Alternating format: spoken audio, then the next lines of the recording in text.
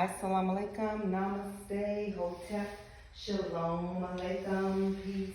This is Tracy Name Muhammad, and I had a special thing just happen to me, and I wanted to share it with you. A few minutes of your valuable and precious time to share it with you. You're just looking at a table because I'm cleaning out a room in my house that really needed a lot of cleaning. There's a lot of stuff in here, and we're going to take it to the dump. But first, I just needed to clean it. So I'm taking the time to do that, and as I'm doing that, stuff is coming up for me.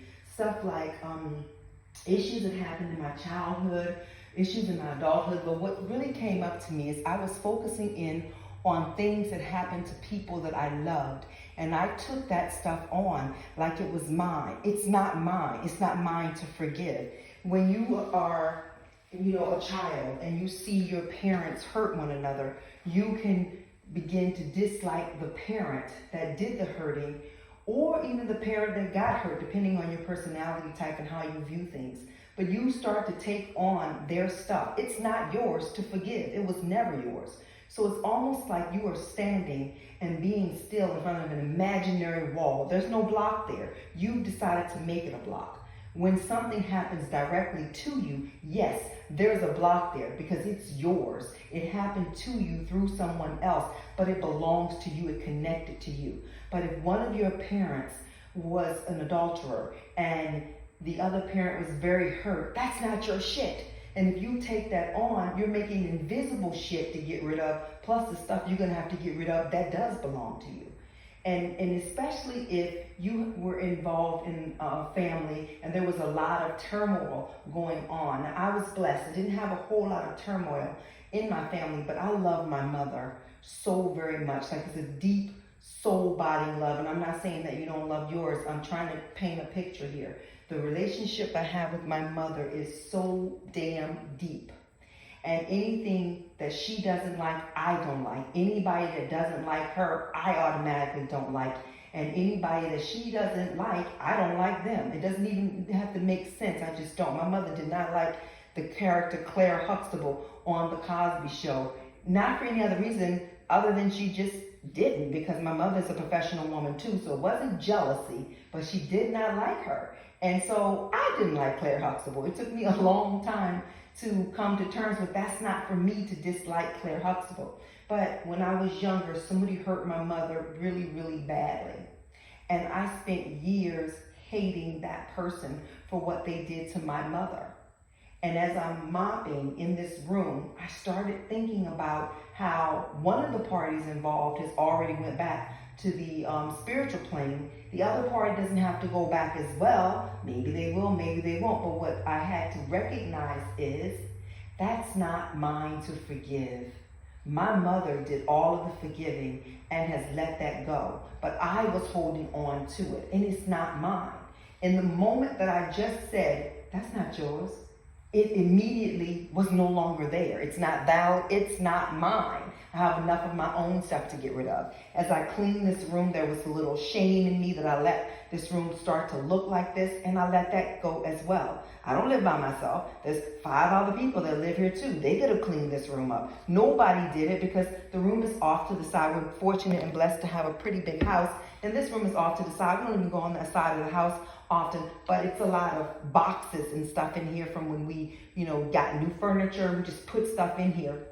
And now that I'm cleaning it out and mopping the floor, I'm realizing, you don't have to, people just spill stuff in here. We just left it. But now that it's being cleaned up, puppies were in here, and we just let the puppy stuff just be over in corners. But I've cleaned it all up. I'm not ashamed of it. It's cleaned up now, and my husband's going to take all these boxes out here this weekend. I got a renewed sense of self-worth, recognizing that I didn't deserve to have this in my house, but I have to. And then we were just going to pay somebody to clean it up. Like, oh, let's just pay somebody to do it. But no, we decided we're going to do it. And we can use the money that we're going to pay somebody to do it to donate to a charity that benefits someone else. So that's what we've decided to do, and we're doing the work.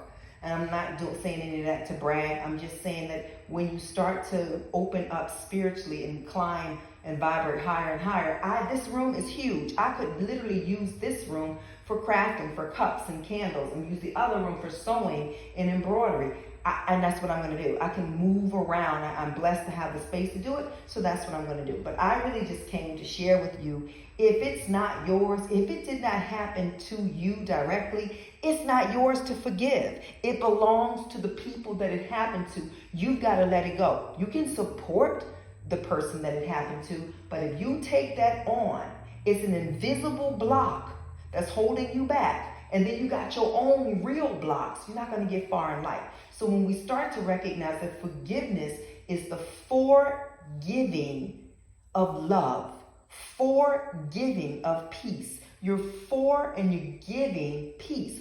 Forgive peace. That's when you forgive someone, the peace that comes over you is so damn amazing. They're not going to get away with it. Whether you believe in karma or not, it happens to be real. Now, I also was thinking about, how lots of times we say, well, if karma is so real, why is the white man getting away with all he's done? And I don't particularly think he's getting away with it, but I do believe in multiple life streams. So I don't know if the person, and please don't take this in the wrong way, because I'm just saying these are my thoughts, it doesn't mean it's real.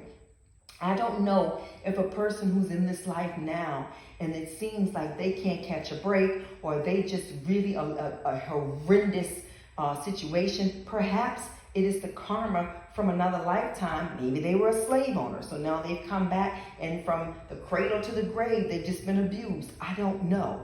But what I know is, for me, as soon as I set to do something that I ain't got no business doing, karma is almost like she ain't got nothing better to do than watch Tracy, because I get it right back. Now, because I know that, I make sure to only put out as much amazing karma as I can, and that's what comes back to me, amazing karma. I'm a blessed soul, and I know that as I ascend higher and higher in the gifts that I have, and I'm not afraid to use them anymore, I grow even more, especially when people come to me and say, wow, when you gave me that energy reading, this happened right afterwards, or I was able to look into something a little bit deeper when you told me to analyze this dream. And I'm blessed. So if you are looking for an energy consultant, I would be honored to do it. There are plenty of them out there, and I'm pretty sure that the majority are authentic. If you're looking for candles that are infused with what you could use, I'm able to do that as well, and so are many others.